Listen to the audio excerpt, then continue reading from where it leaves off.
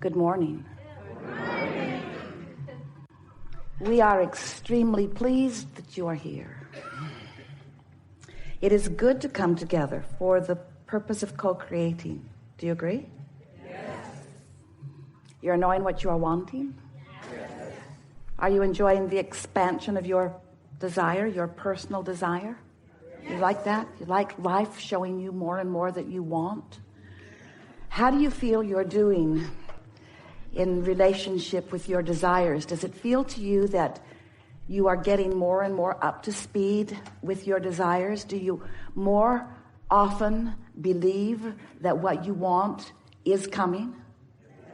Do you notice how many of your desires have already fully manifested? That's really a wonderful thing. You know, looking at what is working is the best way to get more working. Because when you're focused upon how good the good is, the good gets better. When you're focusing on the pieces that are still missing, then you hold those places, those pieces missing longer. Law of attraction sort of works it out that way. You get what you think about, whether you want it or not. What you think about is what you're offering vibrationally, isn't it? And since you live in a vibrational universe where everything is responding to your vibration, it's really good to get a handle on what your vibration is, isn't it? Do you feel that you're doing that? Your emotions are letting you know? Do you ever find yourself saying, well, that day turned out about like it should have? Or, I saw that one coming. Oh, I saw that one. Oh, that was not a surprise to me. And we want you to get to the place where you realize that it never ever needs to be a surprise, because you are so aware of what you've been doing vibrationally, how you've been feeling, what's your mood or attitude been lately. Because what it's been lately is most likely what it's being now.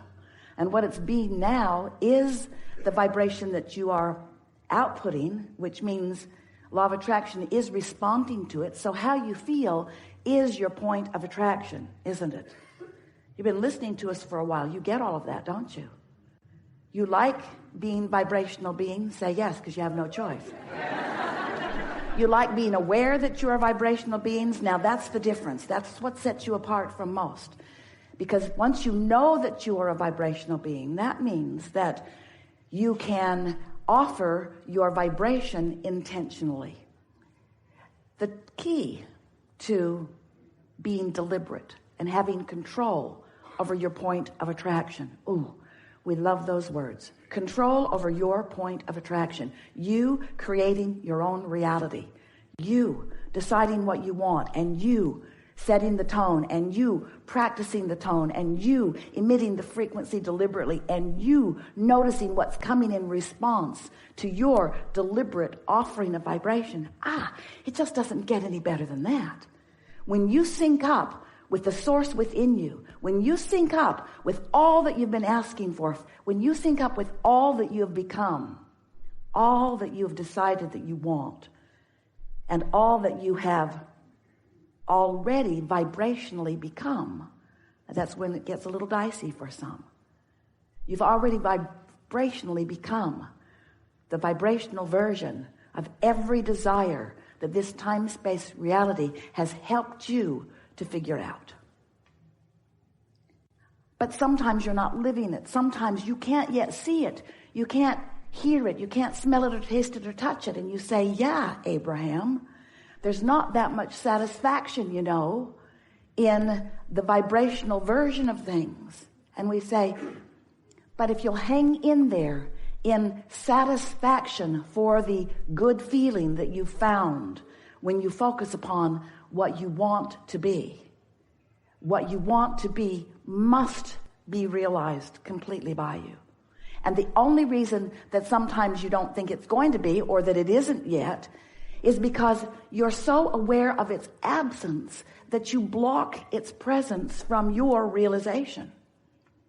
A few seminars ago, Esther and Sandy were moving around in the back hallways of the hotel. Esther calls it the belly of the whale. She loves being back there. They are so efficient and all different and very confusing. And Sandy goes ahead the night before with arrows bright pink arrows, and she sticks them on the wall to mark Esther's path so that Esther won't have to roam around with you out in the... She likes that too. And so Esther is making her way with Sandy. They're following the arrows, and it's in a particularly confusing place. But they made their way back. They were having a very good time. And when they got to the back door to come into the room, the door was locked. So close and yet so far. And Esther laughed because they had plenty of time, and Sandy went scurrying off, mad at herself a little bit because the door was locked. It hadn't been the night before, but someone had been very efficient and locked it up, and so they couldn't get in. And as Sandy was going to find someone, two women walked around the corner, and Esther said, "Do you happen to have a key to this room?" And one of them smiled and pulled it from her pocket and opened the door. And Esther was able to holler at Sandy so she didn't get too far away. We're in, we've made it in. We want you to realize that right around the corner is everything you want. The key to every closed door really is right around the corner. But you got to be in the place of allowing that to happen. There is always someone walking right around the corner with the key. Always, always, always, always, always, always, always, always, always. But if you are in a bad mood, if you are disappointed in yourself or others, if you are feeling guilty or worried about something, if you've been beating the drum of injustice, if you've been practicing a frequency that translates right away into the manifestation of negative emotion, did you hear how clever that was? Translates into the manifestation of negative emotion as opposed to translating into the manifestation of positive emotion. The emotions that you feel are the first translation. They are the first manifestation. It's the first evidence of being in the place where more of what you're wanting is coming. So we are eager to talk with you about anything that matters to you. Nothing is off limits here. You'll notice a nice unfolding as together we find a rhythm and scenarios that support what most of you have come to amplify or solidify in your own creative experience. You are magnificent creators, and life is supposed to be good for you. And you are supposed to manifest in real terms everything that you want. You are. That's what you signed on for. And you've been banging around in this physical experience, and you have come to many conclusions that are yours personally and that are wonderful, wonderful, wonderful things for you to want. It is our desire that you begin immediately to realize more of them, because there's just no excuse anymore not to. You know too much. You have the tools. You know about law of attraction. Law of attraction says you get what you think about. You know that you live in a vibrational universe, and you are understanding that you are emitting a vibration. And you know that your emotions let you know how you're doing with that. Your emotions are your indicator between the frequency of who you've really become with all of the desires that you've launched and who you're allowing yourself to be right here, right now. So what we're really talking about all day, every day, in terms of the effectiveness of your personal creation, in terms of the effectiveness of you getting what you want and fulfilling your purpose and living your dreams and living happily ever after in the way that you intend to. The ratio, the thing that we're talking about all the time, is the relationship between what you want and what you believe about it. What you want and what you believe about it. So if you want prosperity and you are so happy whenever you see someone who is living a prosperous life, then there's no discordance in your frequency. You're not introducing resistance. You are in perfect sync with your desire, and it's going to come right around the corner.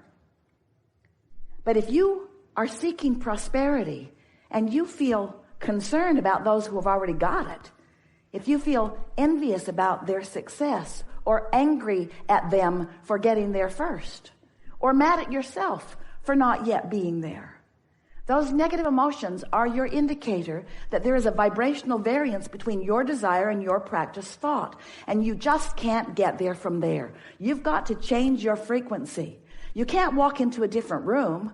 You can't hang around with different people. It isn't about the action. You can't even get a different job. You can't even line up different ways for money to come to you. If you don't change the vibrational frequency, the doors are going to keep being locked. You're going to be walking down hallway after hallway after hallway, complaining longer and longer and louder as you go further and further into the depths of the belly of the well that won't yield to you what you want.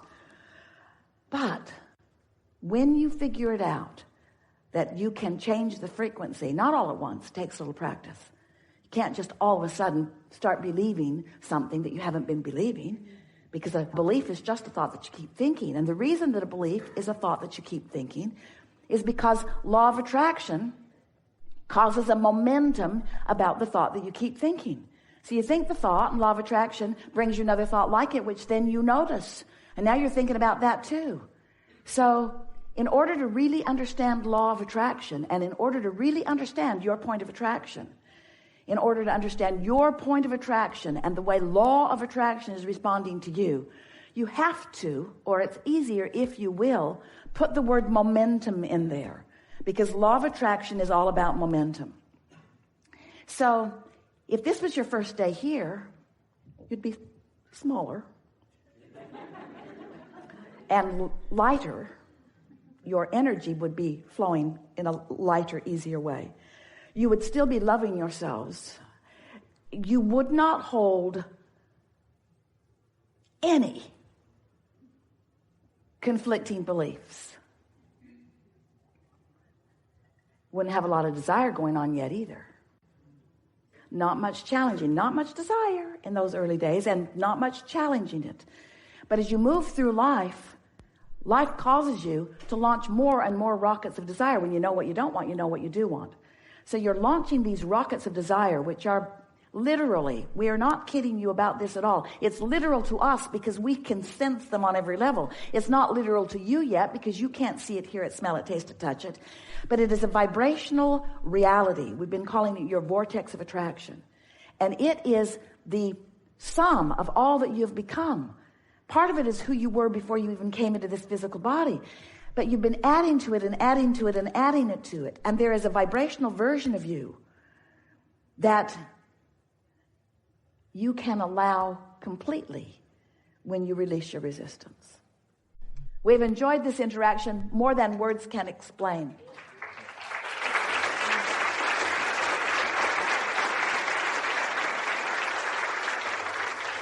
You are in a different vibrational frequency than you have ever been in your life. Your set point has moved substantially just in this little bit of time that we've been together. You now know exactly what to do, but don't go do it with some fervor or angst or trying too hard. Just chill out. Say to yourself as you're leaving, I got everything that I needed from this gathering, and I now am going to move more easily through life experience than ever before. And if somebody says, what did you learn and what are you going to do? Say, I don't really know. I don't really know. I'm just waiting for the inspiration. Feels to me that I just got a tune up, and now my engine's just running better, so I'm going to go faster and further with more stamina and vigor and energy and excitement and flexibility and dexterity, and all good things are coming to me. They are. All good things are coming to you. There is great love here for you.